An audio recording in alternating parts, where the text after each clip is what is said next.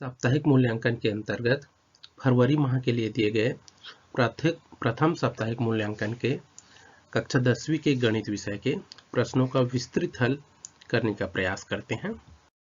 इसमें हमें पहला प्रश्न दिया है, सभी सर्वांगसम बहुभुज खाली स्थान होते हैं।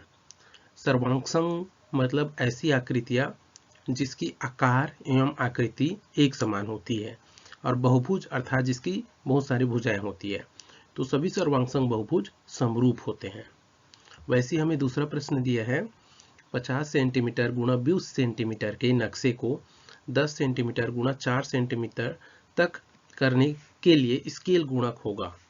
यहाँ हम देखते हैं 50 सेंटीमीटर को हम 10 सेंटीमीटर कम कर रहे हैं और 20 सेंटीमीटर को हम 4 सेंटीमीटर कम कर रहे हैं, अर्थात 5 गुना कम कर रहे हैं हम।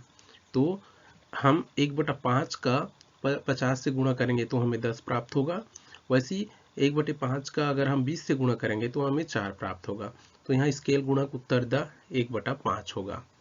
वैसे ही प्रश्न 3 हमें दिया है, दो त्रिभुज के समरूप होने की शर्त लिखिए, अर्थात दो त्रिभुज कब समरूप होगा ये हमें बताना है। तो हमारा उत्तर होगा, दो त्रिभुज समरूप होते हैं जब उनकी संगत कोण बराबर हो, दूसरा संगत भुजाओं के अनुपात समान हो। प्रश्न 3 में आते हैं। प्रश्न 4 में आते हैं, थेल्स प्रमेय का कथन लिखिए। इसको आधारभूत अनुपातिकता प्रमेय भी कहा जाता है, तो इनके कथन को हमें याद रखना होगा। इनका कथन है, यदि किसी त्रिभुज की एक भुजा के समांतर बाकी दो भुजाओं को भिन्न भिन्न बिंदुओं पर प्रतिच्छेद करती हुई एक रेखा खींची जाए तो यह रेखा उन दोनों भुजाओं को एक ही अनुपात में विभाजित करती है। प्रश्न 5 हमें दिया है, एक वृत्ताकार मैदान की त्रिज्या 52 मीटर है। इस मैदान का नक्शा कागज पर बनाइए जिसमें पैमाना 13 मीटर अनुपात 1 सेंटीमीटर हो, तो नक्शे में मैदान की त्रिज्या क्या होगी। यहाँ हमें दो काम करने को बोला है, मैदान का हमें नक्शा बनाना है और अनुपात में जब हम बदलेंगे 13 मीटर को हम 1 सेंटीमीटर लेंगे तो बनने वाली नक्शे की त्रिज्या क्या होगी। आइए, हमें दिया है वृत्ताकार मैदान की त्रिज्या 52 मीटर दे दिया है और पैमाना भी दे दिया है कि 13 मीटर को हमें 1 सेंटीमीटर लेना है। तो 1 मीटर को हम ले लेंगे 1/13 सेंटीमीटर, वैसे 52 मीटर को हम ले लेंगे 52/13 सेंटीमीटर। 52 को 13 से भाग दे देंगे तो 13 चौके 52, अर्थात 52 मीटर को हम 4 सेंटीमीटर लेंगे। तो हमें त्रिज्या ज्ञात करने को बोला गया था, तो मैदान की त्रिज्या हमने निकाल दी है 4 सेंटीमीटर होगी। अब मैदान का नक्शा कैसे बनेगा, आइए देखते हैं हम। चूंकि मैदान वृत्ताकार बनेगा और उसकी त्रिज्या हम ले लेंगे 4 सेंटीमीटर और पैमाना भी हम बता देंगे कि 1 सेंटीमीटर बराबर 13 मीटर। आइए अगले प्रश्न की ओर बढ़ते हैं।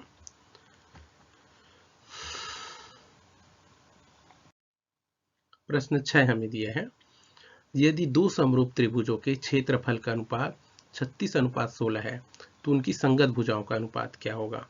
यहाँ पे हमें दो समरूप त्रिभुज दिया रहेगा और उनका क्षेत्रफल का अनुपात भी हमें दे दिया है, तो उनकी संगत भुजाओं का अनुपात हमें ज्ञात करना है। मान लिए कि दो समरूप त्रिभुज है ABC और PQR। चूंकि समरूप त्रिभुज के क्षेत्रफल का अनुपात उनके संगत भुजाओं के वर्गों के अनुपात के बराबर होता है।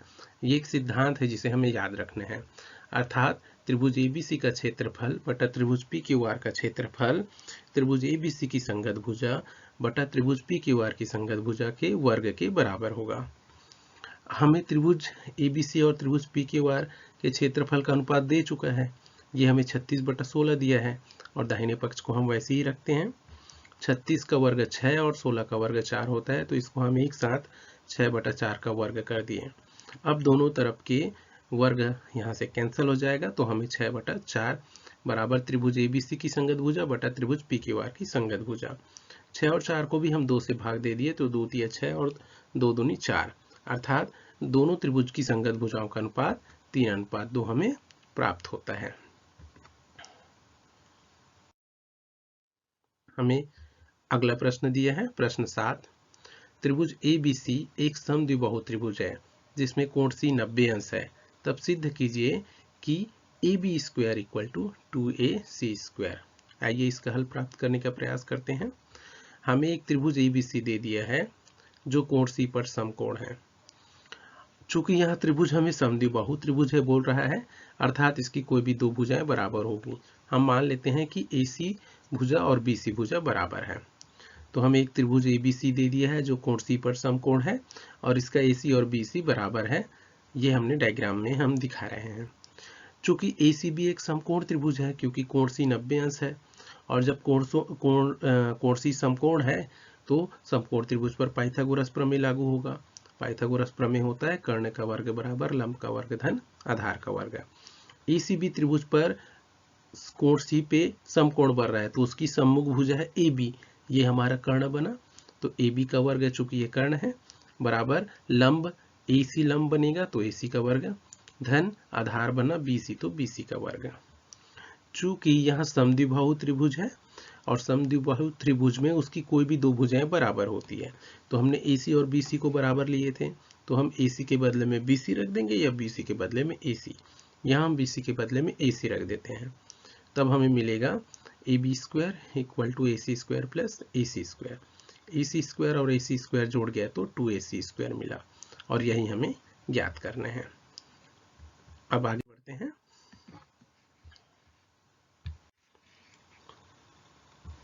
अगला प्रश्न हमें दिया है इसके अथवा में पाइथागोरस प्रमेय।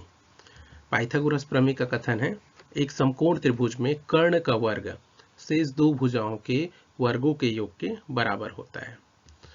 तो हमें क्या क्या दिया है, यहाँ पर एक त्रिभुज दे दिया है, मान लेते हैं वहाँ त्रिभुज ABC है और उसका एक कोण, चूंकि समकोण त्रिभुज है इसलिए उसका एक कोण मान लेते हैं कि कोण भी समकोण है।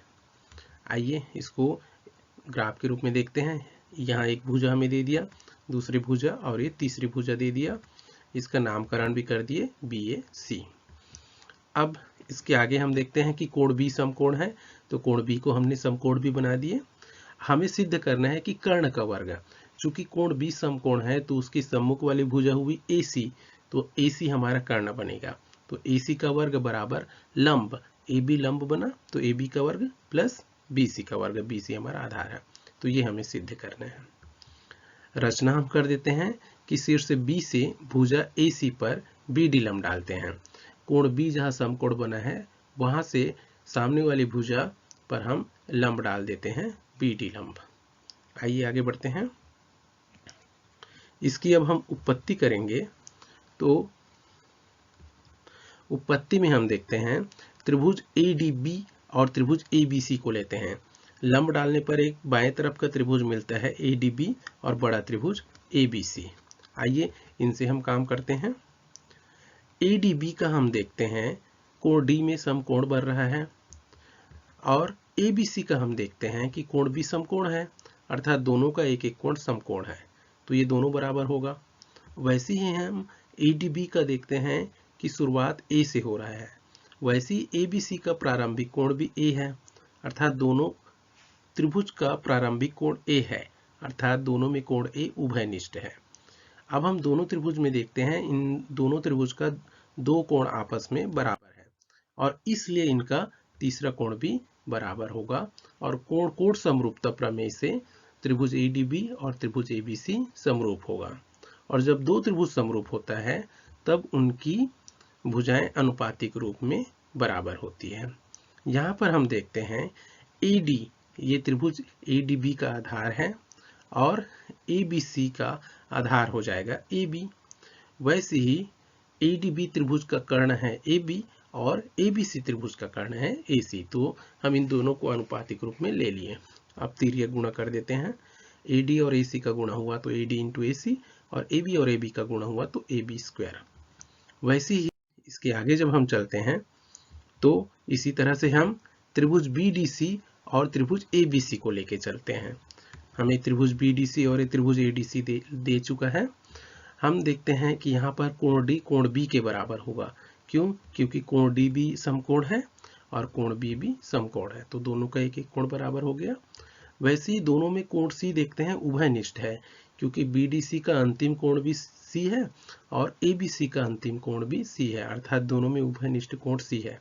जब दोनों का दो कोण बराबर है तो तीसरा कोण बराबर होगा और यहाँ समरूप होगा, और समरूप होगा तो इनकी संगत भुजाएं अनुपातिक रूप में बराबर होगी। तो BDC का आधार हुआ DC, इसके अनुपात में ABC का आधार ले लिए BC, वैसे ही BDC का कर्ण हुआ BC और ABC का कर्ण हुआ AC। अब हम यहाँ पर तिर्यक गुणा करते हैं, DC का AC के साथ गुणा हो गया और BC और BC का गुणा हुआ तो BC स्क्वायर हो गया। अब समीकरण 1 और 2 को जोड़ देते हैं। बायां पक्ष से जुड़ा, दायां पक्ष से जुड़ा। बायां पक्ष में हम देखते हैं कि AC कॉमन दिख रहा है, तो AC को कॉमन निकाल दिए, बच गया, उसको ब्रैकेट के अंदर में रख दिए। अब AD प्लस DC, बड़ा वाला जो डायग्राम हमने बनाए थे उसमें AD प्लस DC का मान AC के बराबर होगा और AC का गुणा होगा तो AC स्क्वायर हो जाएगा और AB square plus BC square के ये बराबर होगा। इस तरह से हमने सिद्ध कर दिए कि कर्ण का वर्ग बराबर लंब का वर्ग धन आधार का वर्ग। ये पाइथागोरस प्रमेय है जो कि बहुत ही महत्वपूर्ण है। आइए अगले प्रश्न की ओर बढ़ते हैं। प्रश्न 8 हमें दिया है, एक सीढ़ी किसी दीवार पर इस प्रकार टिकी है कि निचला सिरा दीवार से 2.5 मीटर की दूरी पर है तथा उसका ऊपरी सिरा भूमि से 6 मीटर की ऊंचाई पर बनी एक खिड़की तक पहुंचती है, तो सीढ़ी की लंबाई क्या होगी। हमें दे दिया है कि दीवार से सीढ़ी 2.5 मीटर की दूरी पर है और दीवार की ऊंचाई 6 मीटर है। तो हमने एक दीवार बना दिए और ये हो गया दीवार से सीढ़ी की दूरी। दीवार की ऊंचाई 6 मीटर दिया है और सीढ़ी की दीवार से दूरी 2.5 मीटर है। मान लेते हैं कि सीढ़ी की ऊंचाई x मीटर है, तो हमने ये सीढ़ी की ऊंचाई x मीटर मान लिए। अब इसको हम नामकरण दे दिए, चूंकि एक समकोण त्रिभुज बन गया ABC। अब चूंकि यहाँ एक समकोण त्रिभुज बन गया है तो इस पर पाइथागोरस प्रमेय लगेगा। पाइथागोरस प्रमेय कर्ण का वर्ग बराबर लंब का वर्ग धन आधार का वर्ग। चूंकि दीवार सीधी होती है तो वहां पर समकोण बनेगा और समकोण के सामने वाली भुजा कर्ण बनती है तो AC कर्ण बन जाएगा। तो AC का वर्ग बराबर AB का वर्ग प्लस BC का वर्ग हो जाएगा। AC का मान हमें x दिया है तो x square equal to AB का मान हम देखते हैं तो 6 है तो 6 स्क्वायर प्लस BC का मान है 2.25 और उसका स्क्वायर। 6 का स्क्वायर हो गया 36 और 2.5 का स्क्वायर होगा 6.25। दोनों को जोड़ देंगे तो 36 प्लस 6 हो जाएगा 42 एंड 2.25 स्क्वायर को हटाएंगे तो दाहिने पक्ष में वर्गमूल लग जाएगा और 42.25 का वर्गमूल होता है 6.5 मीटर। अर्थात सीढ़ी की लंबाई हमने यहाँ निकाल दी है 6.5 मीटर। इसके अथवा में हमें प्रश्न दिया है, दो समरूप त्रिभुजों में 9 गुणा त्रिभुज ABC का क्षेत्रफल बराबर 16 गुणा त्रिभुज PQR का क्षेत्रफल है, तो AB बटा PQ का मान ज्ञात कीजिए। हमें दे दिया है, हमें क्या दिया है उसे हम पहले लिख दिए। हमें दिया है कि 9 गुणा त्रिभुज ABC का क्षेत्रफल बराबर 16 गुणा त्रिभुज PQR का क्षेत्रफल। तो हमने दाहिने तरफ के त्रिभुज का क्षेत्रफल PQR है उसको हम बाएं पक्ष में ला दिए, तो चूंकि गुणा के रूप में था तो वो भाग के रूप में आ गया। वैसे ही 9 को हम पक्षांतर करके दाहिने तरफ ले गए तो वो भाग के रूप में नीचे चला गया।